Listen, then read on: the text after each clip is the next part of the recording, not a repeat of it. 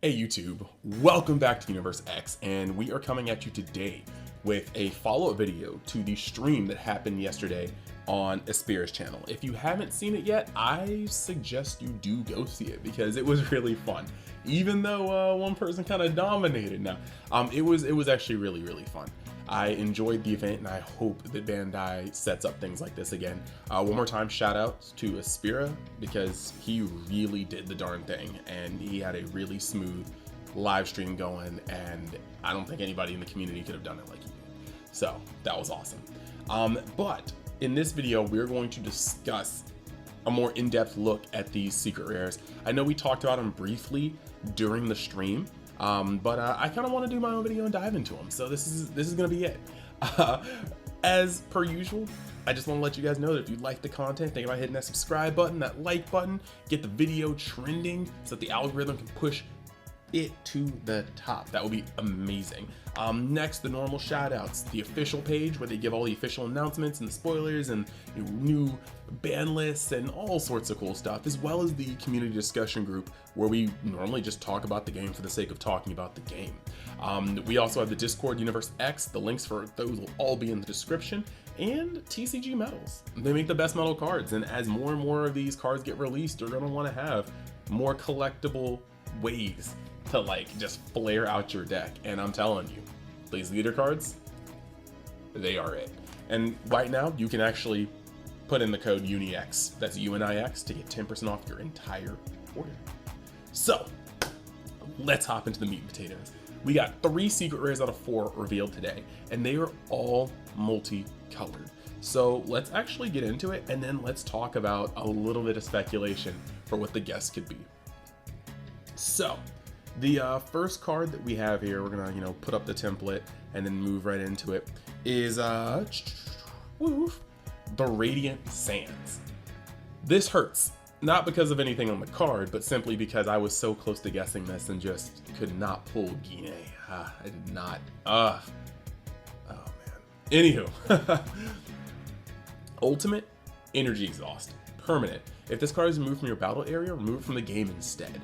Permanent, if your opponent has 2 or more energy and your leader card is red, blue, or shares a character name with this card gains double strike and critical. Auto 2, at the end of the battle in which this card was used in a combo from your hand, you may play this card from your drop area. If you don't, choose up to 4 cards of your opponent's battle cards, place them at the bottom of your their owner's decks and remove this card in your drop area from the game. Alright, so there's a lot to unpack here. 1, red, blue, cool color combination. But this leader, its ability is not locked to any color at all. You can be a red leader, you can be a blue leader, but you can also be any leader that shares a card name with a character name with this. That means you could be, I believe there's a yellow Caulifla. I'm trying to remember. Any Caulifla or Kale in the game can do this. If they ever make a Bola leader in the GT Saga, you can do this.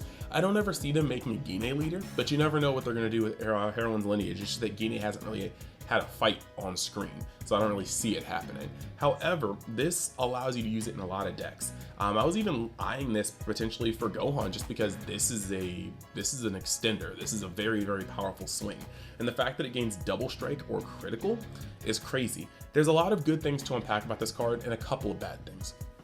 1, 4,000 double strike critical is not playing around in any sense. I foresee this being a really fun card to use when you're in the middle of a push. Taking your opponent from 5 to 3 with critical is amazing, and in some of the decks you can do it with, this can potentially get very much so out of hand. The other thing I wanted to go on about is that because it counts your opponent's energy, this is potentially even more deadly. Like, it's always the most broken when it counts your energy, but nobody's going to not charge to 2. You can sometimes hold your 3 against, like, Broly BR, but nobody out here not charging to 2. That's just not it.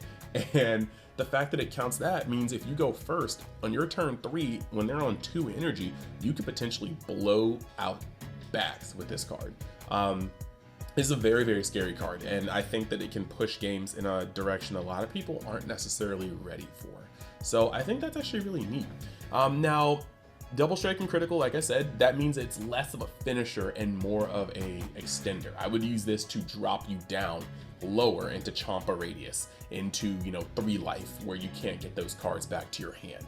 However, the other part of it, the less good part of it, I do like the fact that it has these 2 effects, one for being a swinger and one for just not playing it.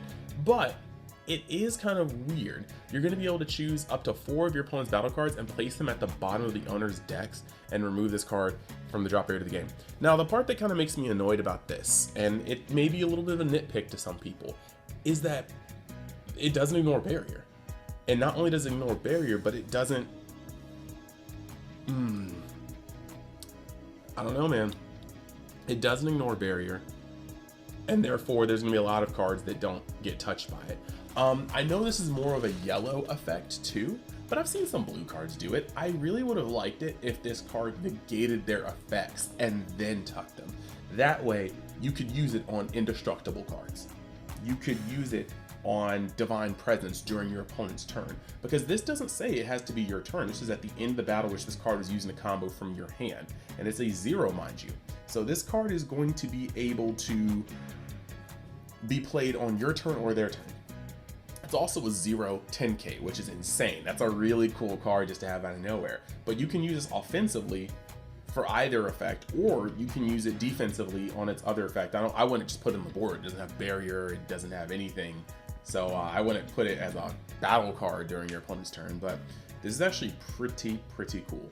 And the fact that it's also a 0 too means when you combo it, you're going to be paying 2 energy to do its effect, but you're going up 10k. This is actually a really solid piece for red aggro. I like this one probably the most. Not to say the other ones aren't cool, but I probably like this one the most. We are going to go over to the next one, which is going to be the counterpart, Wicked Sands. This artwork is flame. There's something cool about Goku Black's pink hair kind of clashing with Broly's green hair. I also like how he's got the arm blade, but it's the key blade is hidden up by the text. That's the only miss on this artwork for me. Ultimate Energy Exhaust. It's another 0 10k, which is cool. Permanent. If this card is removed from your battle area, removed from the game instead. Permanent. If your leader has 2 or more energy, or if your opponent has 2 or more energy and your leader card is green or yellow or shares a character name with this card gains dual attack and blocker. At the end of the battle, which this card was using a combo from your hand for 2, your opponent may choose 4 of their cards and switch them to rest mode. If they do, remove this card from the drop area from the game. If they don't, play this card from your drop area and your opponent discards 2 cards from their hand. Alright. We're going to go through the obvious parts. This card can be used on your opponent's turn, or your turn. And it's cool because this card, just because of the effect, can be used in green Turles, yellow Turles, green Raditz. It can be used in green Broly. It can be used in a plethora of Goku Black decks, all of them being blue. And by a plethora, I mean 1. There's 1 Goku Black leader. But the point is, this card can be used in a lot of ways. Now, the thing I am going to immediately put out, dual attack and blocker is cool and all, but dual attack and blocker is kind of weird. They might have well just said, I get it, dual attack gives you the option to swing twice. But if you need it as a blocker, you're going to be able to swing and then untap. But because it doesn't have barrier indestructible, a 40k is a really juicy target to any removal spell. It just is. So leaving this up to block doesn't really sound like the best move. The other thing is it's a clear Punisher effect. And what I mean by Punisher effect is it's an effect that your opponent gets to choose the effect that's least minimal, detrimental to them. And the part about that kind of worries me about this card is that with the other one, you got to choose, do I play this card or do I try to tuck for up to 4 battle cards? This one is a very weird position. There's no reason for your opponent to let this hit on your turn. You can't play this offensively. If said many choose 4 of their cards and switch them to rest mode. Yeah, it's so weird. If you use this on their turn, I might just be cool, weenie 1 energy. Weenie 1 energy. I don't know, it just seems like a really underwhelming. Now maybe it'll be better in play, I feel like this is kind of better during your opponent's turn. Now this part is kind of interesting because you can kind of catch somebody. If it's your turn and you force them to a point where they don't have enough open, that is when I think that this can actually be played offensively, if I'm reading it correctly. Because this is your opponent may choose 4 of their cards to switch in the rest mode. If they do, remove this card from drop here from game, yeah. But let's say your opponent only has 2 energy open and no battle cards left up. They can't meet the requirements, so I'm pretty sure you just have to play this, which is cool. And then they discard 2 cards from hand. But I feel like this is a much better card during your opponent's turn. And it doesn't have Deflex, that's also kind of scary. But, you know, you could literally be like, hey, I'm going to play this card, and you either stop your turn or you let this hit the board. But again, that's where this is kind of a weird thing. It doesn't have barrier, it doesn't have deflect. There are a lot of cards in the game that can take care of this, just wipe it off the map. And so, when it comes to that, are you gonna let your energy get tapped down? Or are you just gonna let them play a 40k blocker that you could probably remove through effects by playing the game well? That is what's kind of weird to me. So I think this card is significantly weaker than the other one, which is a shame because the artwork is absolutely amazing. Now, if you feel differently, let me know in the comments, but that's just kind of how I'm kind of gleaming it.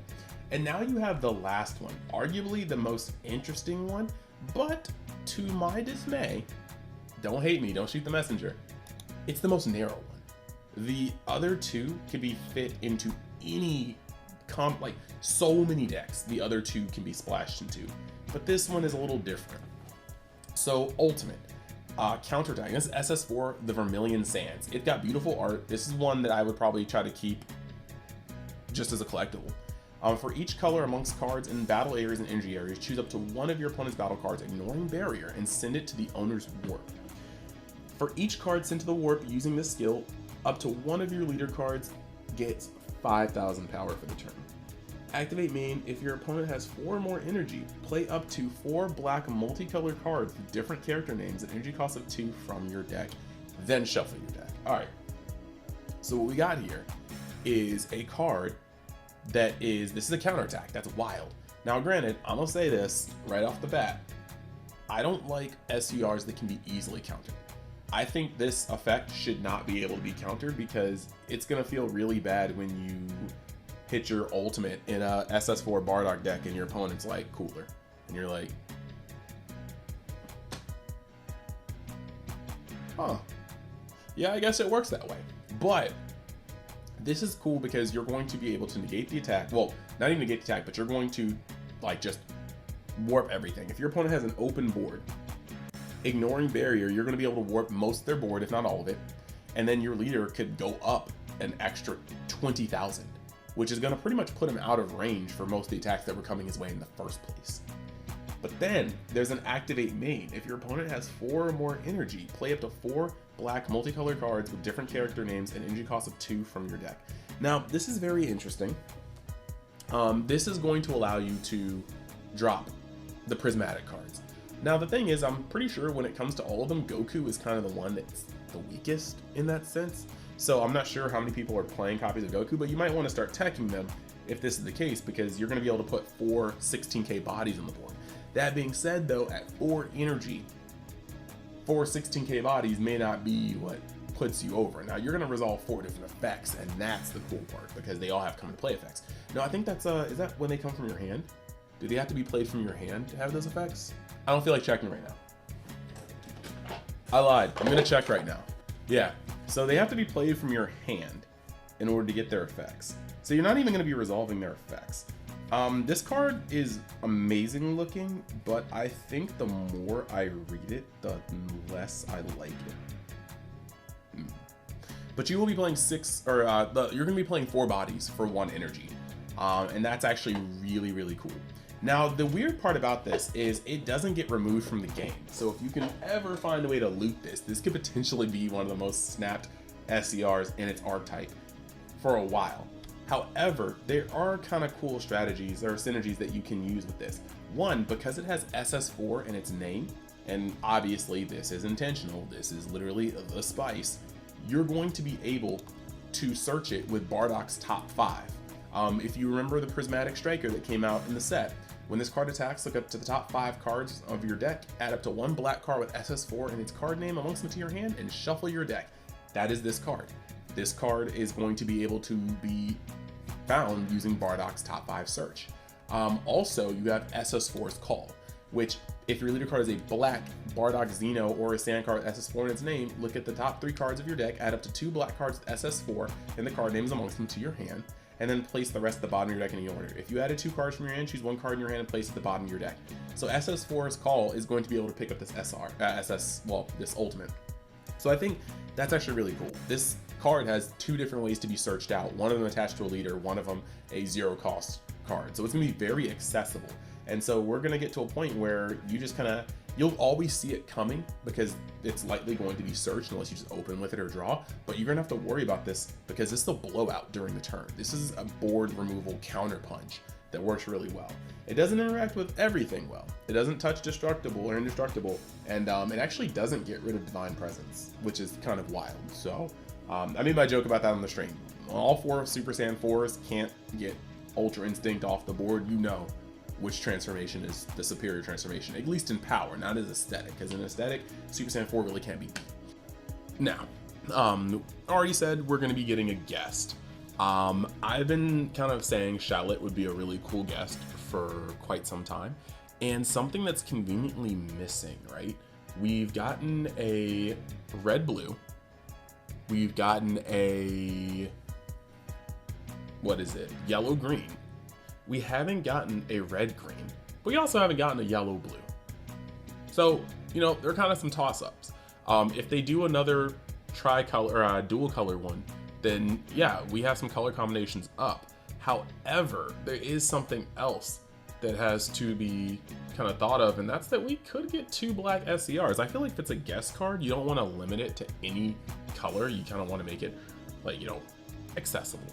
But I definitely feel like Shallot is a strong contender because you don't have to move heaven and earth to put Shallot in another Dragon Ball game. You just gotta port him, you know what I mean? You just gotta put him in there. And I think Shallot would be cool for Saiyan Showdown. He's literally an ancient Saiyan who goes up. Or maybe a Shallot and a Giblet card. Like, if you guys play Legends, you know the story. And they're twin brothers. It would be awesome. I think it would be awesome. I'm actually really looking forward to Tuesday to seeing what it is. So, with all that being said, I want to thank you guys for watching. I want to thank you guys for watching the stream if you were there, and if you weren't, why don't you just head over there and give the stream a watch. It was a blast. Thank you guys for coming to Universe X. I will see you guys the next time you decide to visit, and yeah, if you keep liking the content, I'll keep bringing it out. Thank you for your support, and I'll see you later.